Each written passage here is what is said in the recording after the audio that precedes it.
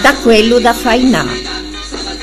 Se in giorno d'inverno che segge freddo, che se, e che magari tia o vento, vi capitesse de passà davanti a una vedringa con i vedri un po' a panè, e de lì sciortisse in cado profumin gradio al vostro naso fin, da buona senese, ve conseggio de intrà, perché quella le abitega de quello da fainà.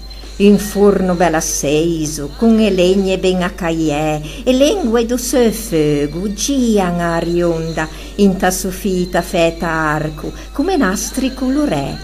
O testo da fainà, o le lì, a crocca adagio, e feghe cagio, a fa tante ampolette che se scceppan, per poi restade fussette ben croccanti, ben dorè. Avvicineve pure un po' e sentiei che quello cado profumò, uvare cuvia per il momento, do gran freddo che i pigiò. Gieve poi davanti al banco, quella donna cuscosa che fa spola da cucina, ave invita a fa spesa de una gran bella papià, de fresceux, pescetti fritti, panissette, baccalè, o tutto un po' con Dio con due prese de safina.